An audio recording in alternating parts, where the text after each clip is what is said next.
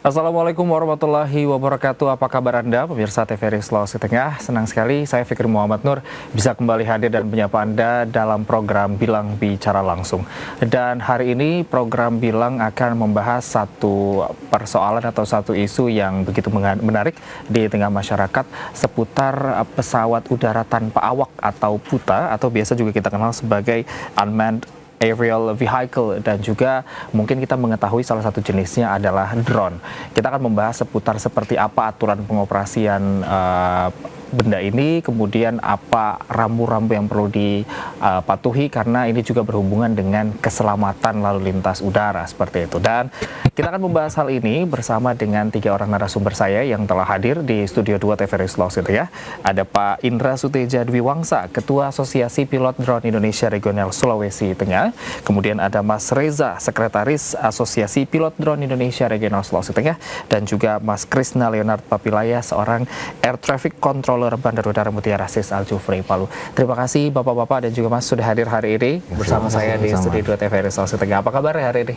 Baik, alhamdulillah sehat. Luar biasa. Baik.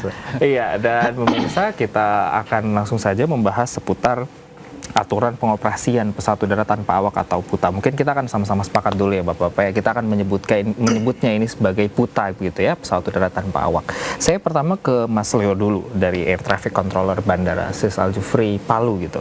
Nah, Mas, masyarakat awam mungkin mengenalnya sebagai drone gitu. Tapi sebenarnya apakah memang kita menyebutnya sebagai drone, atau kemudian tadi seperti kita sebutkan pesawat udara tanpa awak itu sebenarnya apa, dan kemudian apakah dia punya jenis-jenisnya seperti apa? Silakan. Iya, kalau macam untuk PUTA dan pesawat udara tanpa awak itu baiknya kalau macam kita sebut itu pesawat udara tanpa awak. Soalnya kalau macam drone itu adalah spesifik, di mana yang kita lihat ini sebagai pesawat atau teknologi ya, yang dikendalikan secara remote. Tapi pesawat udara tanpa awak itu sebenarnya bisa kita juga definisikan sebagai itu suatu layangan, karena itu adalah suatu benda yang terbang. Karena seperti UAV yang kita analogikan juga kan, adalah dia ada di belakangnya ada dibilang air vehicle. Air vehicle berarti dia adalah suatu benda yang berada di udara. Iya, dan pasti bisa juga kita bilang itu layangan, itu balon udara. Tapi lebih spesifik kalau macam kita tahu itu PUTA itu apa ya, PUTA itu pasti orang mengarah ke drone. Tapi sebenarnya itu ya drone yang kita kenal ini sebuah teknologi, tapi yang berterbangan di udara itu bisa juga kita sebut dengan PUTA. Iya, kemudian drone ini berarti menjadi salah satu jenisnya begitu ya, salah satu jenis PUTA. Nah, dari Mas Leo sendiri begitu, dari pihak Air Traffic Controller ini kemudian melihat PUTA ini sebagai apa kalau dalam sistem lalu lintas udara? Kalau PUTA dalam lalu lintas udara sebenarnya suatu hobi, suatu giat, bisa juga suatu kegiatan yang biasa dipakai untuk pemerintah, seperti dia melihat struktur tanah, kan gitu ya, struktur tanah, pemetaan dan sebagainya, itu digunakan untuk mereka pergi ke lokasi dari sisi udara itu. Dan kalau macam ditanya soal dari sisi udara, sebenarnya drone ini untuk sekarang dia mungkin belum terlalu banyak atau belum terlalu bagaimana ya, marak orang gunakan dengan sembarangan, karena untuk mempunyai drone ini hanya orang-orang yang mungkin punya budget lebih dan sebagainya. Tapi peraturan-peraturan yang disiapkan pemerintah dalam mengantisipasi drone ini adalah hal yang baik sebenarnya, karena untuk keselamatan, karena yang seperti kita tahu di udara itu bukan sekedar udara yang seperti kita lihat, tapi udara itu termasuk di dalam keselamatan dan keamanan negara ataupun untuk orang banyak. Baik. Ternyata memang lebih luas begitu ya kita melihat udara ini begitu. Baik, saya kemudian ke Pak Indra dari APDI Sulawesi Tengah. Nah, Pak Indra tadi juga disebutkan bahwa ternyata segala hal yang kemudian ada di udara atau terbang gitu, itu bisa kita sebut sebagai PUTA begitu. Betul. Nah, secara spesifik salah satu jenisnya adalah drone. Nah, dari APDI sendiri sebenarnya drone ini apakah punya beragam jenis dan juga fungsi, atau seperti apa, Pak Indra? Iya, benar. Dari tipenya saja kan kita bisa membagi atas dua itu, yaitu fixed wing dengan rotary wing. Nah ini yang di depan kita ini termasuk dia rotary wing. Jadi dia terbang seperti helikopter gitu, dia bisa rotary, dia bisa hover. Sedangkan untuk fixed wing sendiri itu dia seperti pesawat, jadi dia terbang dan dia turun itu terkadang membutuhkan landasan, tapi ada juga yang menggunakan jaring untuk landingnya gitu. Nah itu secara sederhana seperti itu kira-kira pembagian tipenya gitu dari spek drone itu sendiri. Baik, untuk kemudian pembagian secara fungsi, apakah ada jenis-jenis drone-nya? Fungsi iya, ini drone ini dari Rotary sendiri ya. Ini kan kita mengenal ada yang untuk hobi itu, yaitu yang spek-spek yang kita katakan spek yang untuk rekreasi gitu ya. Nah itu bisa digunakan untuk pemotretan dekat, untuk terbang di sekitar keramaian itu, karena bentuknya itu ringan, kecil gitu ya. Jadi tidak terlalu berbahaya untuk sekeliling gitu. Nah untuk yang drone yang digunakan untuk pemetaan dan mapping itu biasanya agak lebih besar gitu, karena dia membawa alat-alat yang memang digunakan untuk pemetaan gitu. Nah gitu mungkin ini. Baik, iya. Saya lalu ke Mas Reza. Mas Reza tadi juga mungkin sudah dijelaskan seperti ada contoh-contohnya begitu. Tapi kemudian apakah Mas Reza kemudian bisa menjelaskan lebih detail mungkin apa kemudian fungsi-fungsi dari drone ini gitu. Mungkin tadi ada pemetaan dan lain sebagainya. Ya, jadi mungkin untuk dari tipe-tipe drone itu sendiri kita bisa mengkategorikan menjadi 3 dasar, yaitu toys, kemudian kita ke semi profesional dan drone profesional. Nah, jadi untuk toys itu sendiri mungkin kalau dari segi harga namanya mainan. Harganya relatif lebih murah dibanding drone-drone semi profesional atau profesional lainnya. Terus penggunaannya itu juga dari segi ukuran dia relatif lebih aman. Relatif lebih aman. Bahkan dia ada yang lebih kecil. Seukuran lengan pun jari telapak tangan itu ada. Gitu. Terus untuk semi profesional seperti DJI Phantom ini banyak digunakan untuk dokumentasi, kemudian foto udara atau pemetaan. Kemudian untuk ke profesional lebih drone yang profesional bisa kita pakai untuk lidar. Jadi dia bisa ada sensor khusus yang ditanamkan pada chip kamera, itu akan mendeteksi suhu. Jadi terbaca gitu. Dan mungkin itu jenis-jenisnya. Jenis-jenisnya begitu ya. Baik. Saya kemudian kembali ke Pak Indra. Pak Indra tadi memang drone ini kemudian secara kegunaan bukan hanya untuk melakukan perekaman dan juga untuk mengambil gambar begitu. Jadi memang cukup kompleks begitu. Nah, lantas untuk seseorang bisa mengoperasikan drone ini, apakah perlu keahlian khusus atau mungkin perlu sertifikasi atau license? Seperti apa Pak Indra? Iya betul, begini. Jadi pada dasarnya memang ini yang mengendalikan drone harus memiliki keahlian khusus ya, karena dia tidak hanya terbang, hanya sekedar terbang gitu. Jadi dia harus bisa mengetahui pada saat dia terbang itu apakah posisi drone itu aman terhadap sekitar. Terus belum lagi cara pengambilannya apakah betul-betul sudah mengikuti aturan mainnya. Nah, belum lagi dengan regulasi yang ada. Jadi kan saat kita terbang seperti dari airnav itu, jadi 0 sampai sekian kilometer di wilayah udara itu ada aturan mainnya, ada regulasi gitu. Nah, mungkin nanti bisa ditanyakan ke bagian airnav itu regulasi apa yang mengikat para pengguna drone ini agar dia bisa memahami bahwa menggunakan drone ini harus punya aturan main, yaitu bisa terbang aman, bisa bertanggung jawab, dan bisa bermartabat. Baik, gitu. Baik. Iya, saya melanjutkan kemudian kembali ke Mas Leo gitu. Tadi sudah disebutkan bahwa kemudian ada aturan-aturan yang memang perlu dipahami dan juga ditaati begitu oleh para orang-orang yang ingin mengoperasikan drone secara khusus gitu. Aturan-aturan seperti apa Mas Leo yang kemudian harus ditaati? Untuk aturan-aturan seperti yang tadi disebutkan, ada, kalau kita lihat dalam peraturan Menteri Perhubungan tahun 2021 kalau tidak salah, nomor 9 atau nomor 2, nanti kalau salah bisa dikoreksi, itu membatasi ketinggian penggunaan drone itu adalah 400 feet. Karena pada umumnya pesawat paling rendah dan bisa kita kategorikan helikopter, dia terbang paling rendah itu adalah 500 feet. 500 feet. Jadi untuk jarak amannya itu ada space 100 feet, makanya itu ada pembatasan drone. Dia bisa maksimal untuk ketinggiannya 400 feet. Dan untuk radiusnya juga diatur juga. Jadi dalam radius kalau macam kita di Kota Palu atau aturan KKOP pada umumnya itu rata-rata dia itu 15 kilo dari tarik dari landasan itu sendiri. Nah, dan kalau macam 15 kilo itu kalau macam untuk dari APDI mungkin yang sudah dapat untuk wilayah KKOP itu ada batas-batas ketinggiannya. Jadi tidak semerta-merta bahwa sampai pada ujung 15 kilo itu dia dibatasi pada 400 feet tok. Ya. Jadi kayak macam di ujung Donggala kayak Pak ya. Betul, dia betul. ada maksimalnya sampai 1.200 kalau saya. Benar.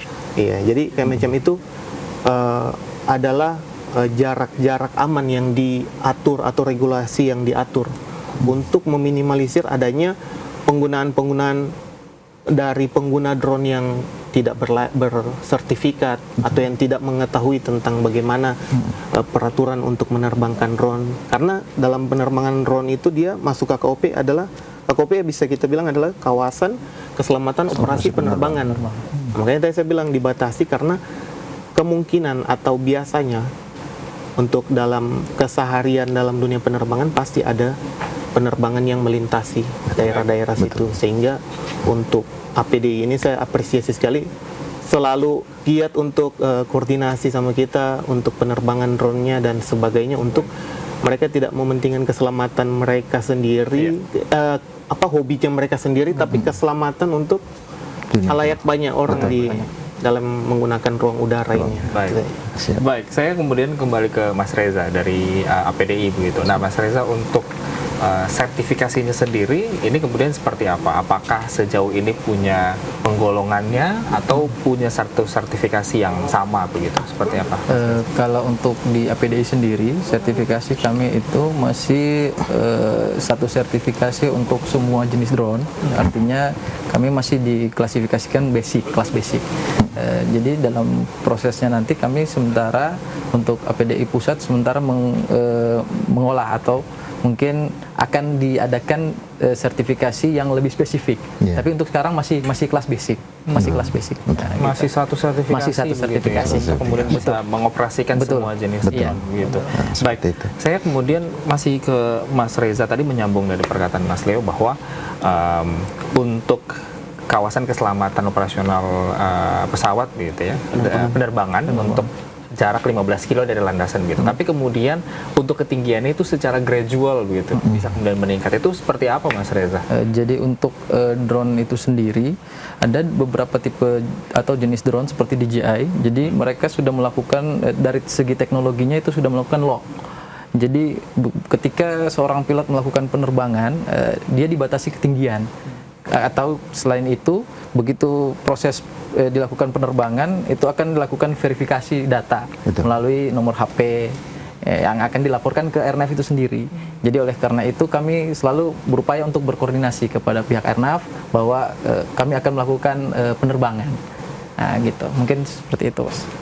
Baik. Saya kembali ke Mas Leo. Mas Leo, dari pihak bandara juga begitu ya. Lalu seperti apa kemudian untuk mengajukan perizinan untuk bisa menerbangkan drone ini gitu, dan jarak-jaraknya yang kemudian dibatasi akan seperti apa? Ya, untuk perizinannya itu kan dia pertama itu lewat dari DKPU. Iya, dari Dirjen Perhubungan itu. Kemudian keselamatan penerbangan udara. Dia kemudian itu melakukan, kalau sekarang ini sedikit edukasi juga untuk orang yang mau belajar drone, tidak dipersulit ya Pak ya. Tidak seperti dulu itu mungkin perizinannya dia harus mengirim surat secara apalagi hard copy. Sekarang itu mereka cuma tinggal akses web Dephub itu, Departemen Sidopi atau Sidogi ya, Sidopi. Iya, mengakses itu Sidopi, mereka tinggal mungkin menunjukkan sertifikat dari drone-nya, sertifikat pilotnya. Nanti kalau dari bagian perhubungan udaranya dia sudah memverifikasi bahwa drone-nya layak dan pilotnya ini bersertifikat, dia bakal berlangsung terus itu dia akan turun lagi ke dari pihak kami akan menanyakan untuk penerbangan areanya di mana, dari tingkat safety atau keselamatan, asesmennya. Kemudian pada saat dia sudah ter-assessment oleh pihak safety assessmentnya kami di kantor, dia akan bisa untuk terbang di wilayah sekian dengan ketinggian sekian, dia bakal di blok. Kemudian pada saat itu dia melangsungkan lagi kepada DNP, yaitu supaya DNP itu atau yang mewakili otoritas bandara di sini, otoritas bandara setempat, untuk dia mendapat perizinan, mereka mengetahui bahwa ada pengoperasian drone. Iya, setelah pengoperasian drone dari DNP, kemudian mereka bersurat lagi ke Airnav supaya Airnav menerbitkan notem. Dari notem itu mereka juga setelah notem itu terbit, mereka akan dibuatkan itu seperti pengecekan lagi, seperti tadi sertifikat license, wilayah udaranya yang akan terbang, notem yang akan digunakan, dan juga yang paling terakhir itu ada tambahan adalah prosedur mereka saat melakukan emergensi. Iya, itu yang tadi baru saya ingat, itu yang terakhir. Pada saat itu sudah notemnya sudah terpublis. Semua pilot atau semua pilot yang akan datang mengetahui pengoperasian drone yang dilakukan oleh pihak-pihak pilot drone itu, ya sudah, mereka tinggal mengkoordinasi sama kita untuk penggunaannya, ketinggiannya seberapa. Kalau ada kiranya info-info yang penting untuk menghindari wilayah-wilayah itu, ataupun sebaliknya pilot untuk menghindari wilayah itu, bisa kita atur agar keselamatan antara pesawat udara yang umum, ya, maskapai atau yang pesawat udara umum itu dengan pilot drone ini bisa tetap terjaga radius dengan keselamatannya begitu. Diberikan pemberitahuan begitu ya? Iya. Informasi baik. Baik, dan sepertinya kita akan melanjutkan perbincangan kita seputar aturan keselamatan penerbangan pesawat tanpa awak ini di program Bilang, namun usai jeda pariwara berikut ini. Tetaplah bersama kami.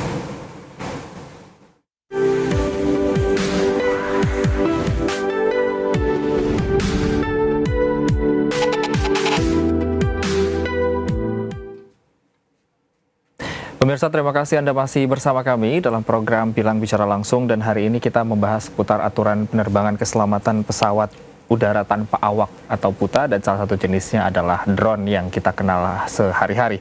Dan hari ini juga saya membahas hal ini bersama ketiga narasumber saya. Ada Mas Indra Suteja Diwiwangsa, Ketua Asosiasi Pilot Drone Indonesia Regional Sulawesi Tengah, kemudian ada Mas Reza dari Sekretaris APDI Sulawesi Tengah, dan juga Mas Krisna Leonard Papilaya dari Air Traffic Controller Bandara Udara Mutiara Sis Al Jufri Palu. Dan sebelum kita melanjutkan perbincangan kita, kami akan menampilkan ada sedikit cuplikan yang bisa Anda saksikan berikut ini.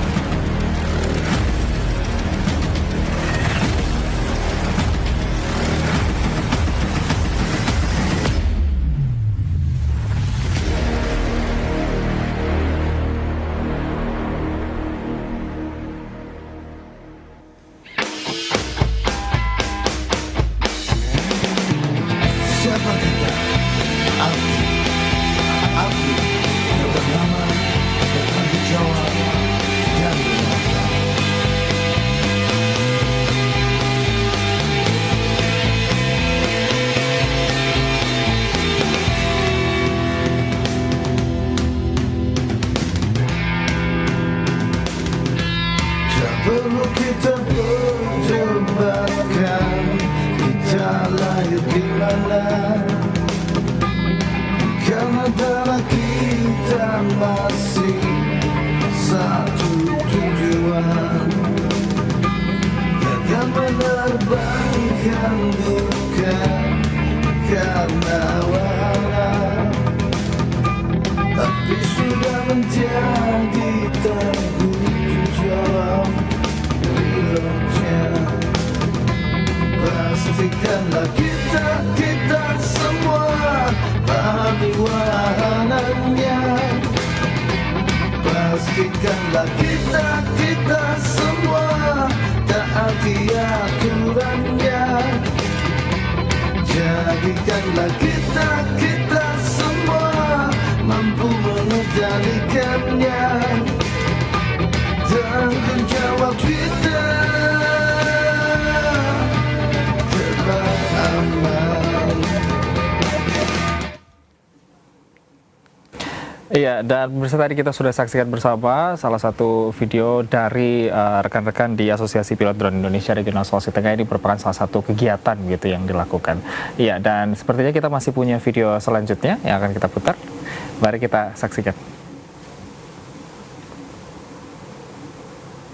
Itu yang saya bilang tadi, oleh Om Ketua juga bilang tadi bahwa APD adalah yang terbesar, yang terkalibrasi, yang terus mengikuti perkembangan itu wajib dilakukan. Karena memang perkembangan teknologi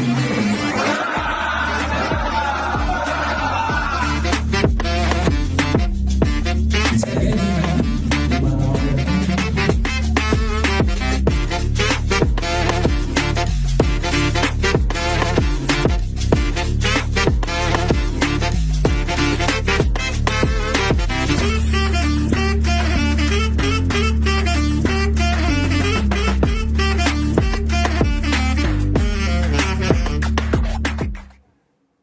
Baik, pemirsa langsung saja saya akan bertanya atau kita akan membahas apa yang sudah kita saksikan tadi. Saya langsung ke Pak Indra ya, Mas Indra, sebagai Ketua APDI Sulawesi Tengah. Bisa dijabarkan nih Pak Indra, apa yang kemudian video yang kita saksikan tadi, apakah itu memang kemudian kegiatan rutin yang dilakukan oleh APDI atau seperti apa? Ya, baik. Yang di video pertama itu kan bagian dari uji kompetensi gitu ya. Dari bagaimana kita mengetahui kemampuan dari para pilot yang nanti akan disertifikasi gitu. Nah, itu tadi di video pertama ada yang namanya kita latihan simulasi. Sebelum kita praktek lapangan, kita latihan simulasi dulu gitu. Jadi untuk mengenal bagaimana rasanya itu mengendalikan drone lewat simulasi dulu. Nah, setelah itu nanti baru kita ke lapangannya gitu, ke lapangannya, dan kita berusaha untuk memberitahu bagaimana itu mengendalikan drone dengan aman. Jadi berarti dari bentuk dasarnya bagaimana dia bisa, pertama adalah flight check. Jadi dia harus tahu dulu sebelum terbang itu drone-dronenya harus terpasang semua dulu gitu. Dari mulai baling-baling, pembuka dari kunci gimbalnya gitu. Dan kemudian yang terpenting biasanya itu yang sering kelupaan itu ini storage memori. Kita sudah terbang tiba-tiba memori tidak dipasang gitu. Nah, itu sebenarnya. Nah, setelah itu kita akan coba untuk bagaimana ini si pilot bisa menerbangkan awal gitu. Nah, setelah dia sudah bisa di coaching dalam 1 hari itu sampai benar-benar dasarnya terpenuhi, besoknya kita uji kompetensi begitu. Baik, itu berarti memang simulasi sebelum melakukan uji kompetensi. Betul, itu gitu ya. Dan betul. Itu apakah memang rutin dilakukan? Apakah ada jadwalnya atau seperti apa? Kalau jadwal itu untuk daringnya itu setiap bulan, awal bulan ada. Itu dari pusat. Kalau untuk uji kompetensinya sendiri, kita itu rencana per bulan. Rencana, iya, inginnya sih per bulan ya. Tapi kan tergantung peserta. Itu lagi. Jadi kalau umpamanya peserta yang mencukupi, kita akan laksanakan uji kompetensi, dan itu juga berdasarkan pemberitahuan kami ke pusat, dan pusat meng-ACC gitu. Baru bisa diadakan uji kompetensi di Palu gitu. Baik. Iya, saya kemudian ke Mas Reza sebagai sekretaris dari APDI Sulawesi Tengah ini. Nah, Mas, kemudian tadi juga kita saksikan bahwa untuk kemudian menjaga kualitas dari instrukturnya begitu ya. Kemudian bukan hanya orang-orang yang tadi mau uji kompetensi saja, tapi kemudian instrukturnya juga perlu kita pastikan kualitasnya. Tadi kita lihat ada trainingnya. Itu seperti apa, Mas Reza? Jadi memang untuk di APDI sendiri setiap instruktur yang ada itu akan kembali di trainer kembali, atau biasa bahasa kami kalibrasi, yang betul. Itu akan diadakan setahun sekali Pak Ketua? Iya, setahun sekali. Jadi untuk instruktur akan diundang, dia akan entah di kota mana acaranya akan diundang, kemudian dilakukan kalibrasi. Kalibrasi juga kembali menguji instruktur, apakah instruktur ini masih berkompeten untuk menjadi instruktur atau bagaimana, gitu. Jadi memang harus instruktur ini yang menjadi ujung tombaknya, gitu. Semacam itu.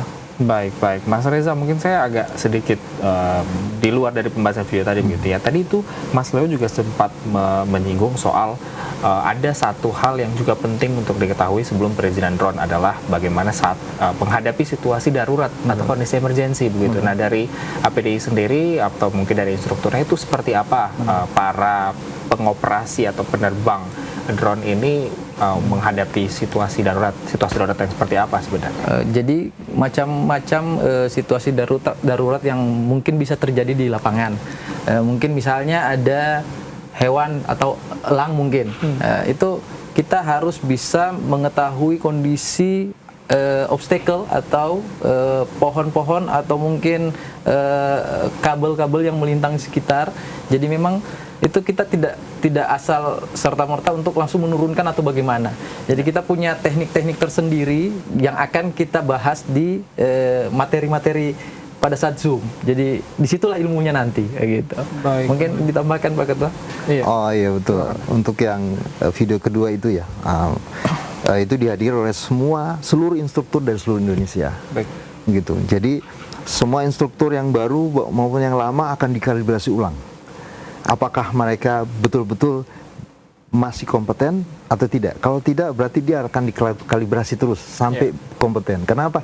Bagaimana bisa dia untuk menguji member baru kalau belum bisa kompeten gitu? Nah, gitu ya. Juga betul. ya. Jadi setiap tahun tuh semua instruktur diperbarui. Baik. Jadi jangan karena merasa instruktur jadi tidak pernah diperbarui, enggak seperti itu. Baik. Saya kemudian ke Mas Leo. Mas Leo dari ATC di Bandara Sisal Jufri begitu. Mas, sejauh ini apakah kemudian ada tidak sih kemungkinan ini kemudian drone atau mungkin Puta tadi itu kemudian bisa terlacak dalam navigasi di lalu lintas pesawat secara khusus? Apakah akan ada kemungkinan itu atau sama sekali tidak ada? Kalau macam untuk drone itu sendiri, kenapa ada bisa kita bilang kalau di daerah yang terbatas KKOP tadi dia tidak bisa terbang? Ya karena dia terbaca secara GPS. Jadi untuk kalau macam dari ilmunya kita sendiri untuk pesawat yang berawak dan tanpa awak itu dia mempunyai radar yang berbeda. Kalau macam drone ini kan dia terpusat karena GPS ini kan mendunia istilahnya. Kalau radar itu dia menjangkau sekitar lokal untuk pesawat-pesawat yang berawak itu.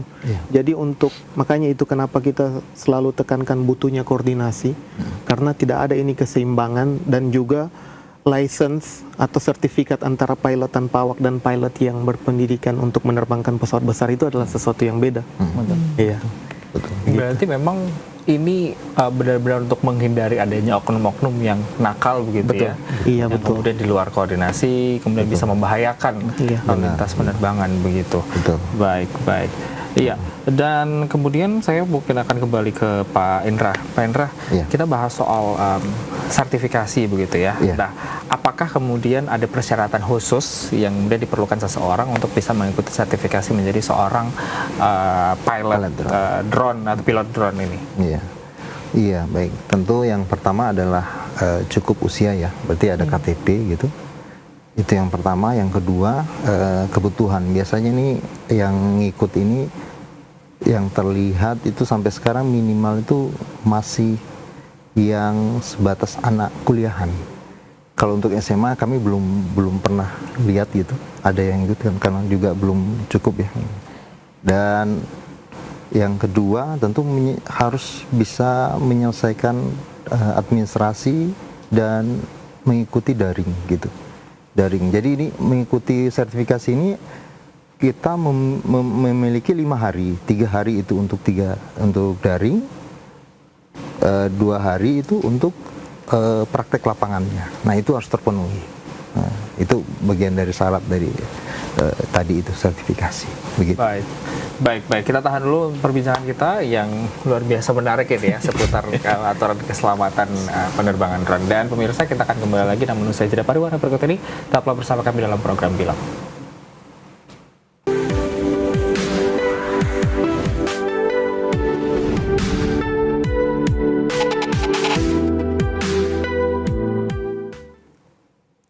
Anda masih menyaksikan program Bilang Bicara Langsung bersama saya Fikri Muhammad Nur dan juga ketiga narasumber saya dari Asosiasi Pilot Drone Indonesia Regional Sulawesi Tengah dan juga Air Traffic Controller Bandara Udara Mutiara Sis Al Jufri Kota Palu. Dan kita akan kembali melanjutkan perbincangan kita seputar aturan keselamatan penerbangan pesawat tanpa awak gitu ya.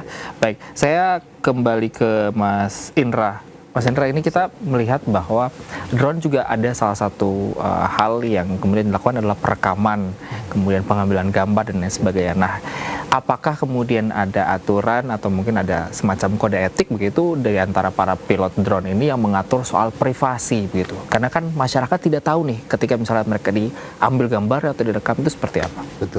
Betul sekali, Mas. Jadi memang sebagai anggota APDI kita terikat kode etik gitu. Ada kode etiknya nanti disebutkan saat kita mendaftar.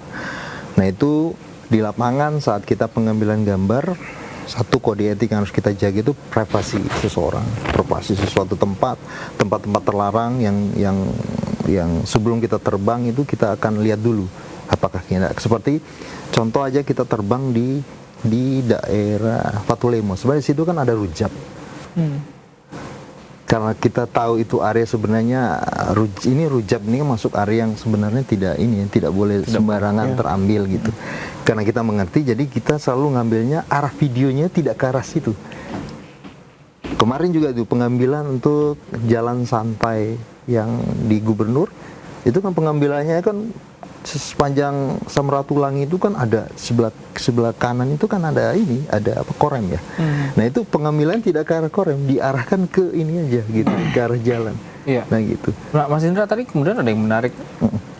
Lalu wilayah-wilayah seperti apa saja kemudian yang kemudian tidak bisa dioperasikan drone begitu? Apakah selain dengan radius atau dengan ketinggian tertentu, lalu apakah misalnya ada objek-objek tertentu yang kemudian tidak bisa menjadi daerah operasi drone ini?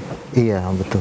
Nah, yang memang tidak bisa itu ya area yang seperti tadi ya, karena kami juga pernah kunjungan ke Korem juga menyatakan bahwa tidak bisa, begitu berarti betul ini tempat-tempat yang tidak bisa terbang, termasuk itu area yang dekat dengan bandara. Jadi KKOP, kawasan keselamatan operasi penerbangan itu radiusnya 15 km, betul Pak? Iya. 15.000 meter 15 km dari bandara. Nah, ini Palu berarti hampir 80%. Termasuk teluknya itu. Nah, itu yang harus diketahui oleh para pengguna drone gitu. Kalaupun memang ada kegiatan yang akan dilakukan di situ, silakan berkoordinasi dengan Airnav gitu. Nanti Airnav akan memberikan ruangnya, akan memberikan satu kesempatan untuk bisa terbang aman gitu. Karena kan jujur Palu itu kan kalau pesawat melintas itu tepat di atas kota. Iya. Nah, jadi itu yang harus kita jaga. Baik. Gitu. Saya melanjutkan kembali ke Mas Leo begitu. Nah, Mas Leo, kalau berdasarkan peraturan begitu, mungkin baik peraturan dari kementerian atau mungkin perundang-undangannya begitu, selain dengan radius tadi ataupun dengan ketinggian tertentu, objek-objek seperti apa yang kemudian tercantum dan tertuang itu memang dilarang untuk ada operasi PUTA ini? Kalau macam untuk dilarang sebenarnya tidak. Cuman butuh perizinan. Mungkin itu yang harus kita luruskan antara dilarang sama butuh perizinan. Seperti yang tadi dibilang KKOP, sebenarnya ada dua lagi, yaitu adalah restricted area dan prohibited area. Jadi prohibited area itu adalah tempat-tempat yang tetap yang mungkin tidak bergeser seperti Istana Kepresidenan. Kemudian yang tadi bisa dibilang rujak, rumah jabatan. Dan itu bukan cuma hanya tidak boleh dilintasi sama drone, tapi pesawat yang berawak pun tidak boleh melintasi pas di atas itu, karena itu berkaitan dengan keamanan, pertahanan, iya. Jadi kalau macam itu kita bilang prohibited area adalah Istana Kepresidenan seperti contohnya, kemudian ada juga dibilang seperti restricted area. Jadi restricted area itu seperti daerah-daerah yang terbatas, seperti yang tadi bilang Korem, kenapa tidak boleh diliput? Karena itu juga menyangkut kepada pertahanan militer, iya. Makanya seperti yang selalu saya bahas dari tadi, udara ini berkaitan erat dengan keselamatan dan keamanan. Dan kayak macam itu restricted itu ya contohnya seperti Korem atau tempat-tempat wilayah di mana tentara melaksanakan giat pelatihan militer. Betul. Nah, itu jadi daerah-daerah yang memang dibatasi. Tapi dia kalau restricted area, perbedaannya sama prohibited area lebih ke intinya adalah restricted area itu bisa berpindah-pindah dia. tergantung kebutuhannya masing-masing. Baik.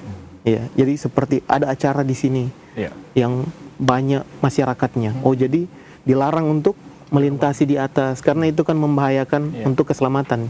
Tiba-tiba Baik. jatuh atau apapun itu kan. Baik. Berarti Iya. memang alasannya pasti tetap kembali lagi kepada keselamatan. Iya, betul. Ya. Baik, baik. Iya, saya kemudian ke Mas Reza. Mas Reza, mungkin kita akan berbicara soal apakah ada histori insiden begitu ataupun eksiden ataupun kecelakaan yang melibatkan drone ini yang selama ini mungkin terjadi secara spesifik di Kota Palu atau di Provinsi Sulawesi Tengah. Kalau untuk insiden sendiri, untuk di APDI sendiri terus terang kami belum pernah.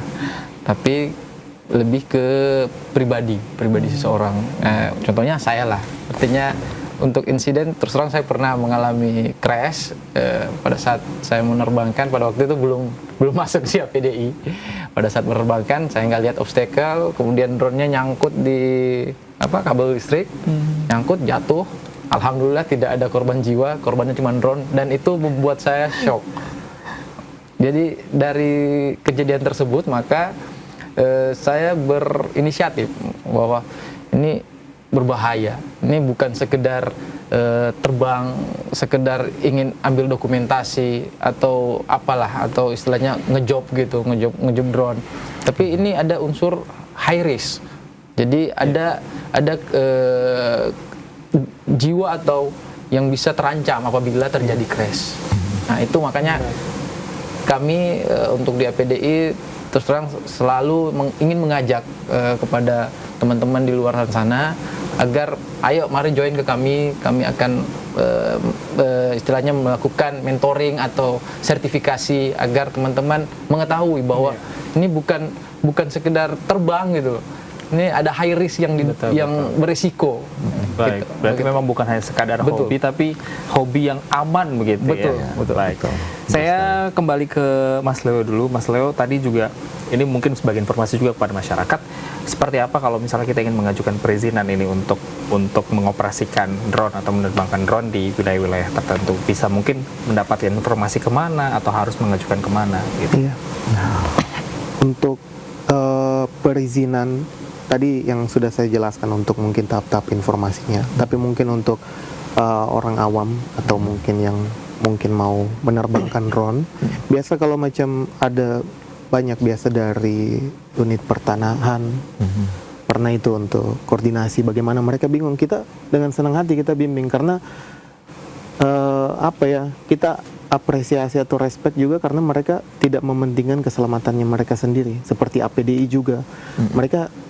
Kita saling sharing lah gimana caranya untuk mendapatkan perizinan, lagi langkah-langkah yang tadi sudah saya sampaikan. Jadi kalau macam untuk mereka pada umumnya yang harus kita tahu adalah batas ketinggian untuk mengoperasikan drone adalah 400 feet. Jika di atas itu harus menggunakan izin dengan pihak-pihak terkait.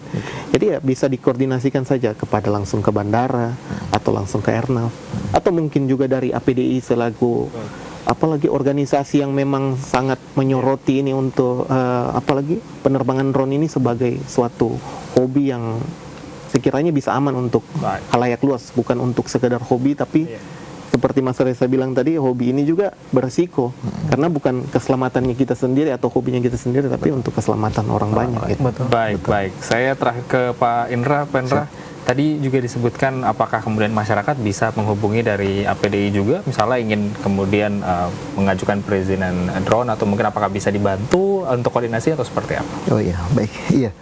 Bagi yang masyarakat umum ya, bisa ke kami gitu, sebenarnya lewat medsos kami kan sudah ada gitu ya.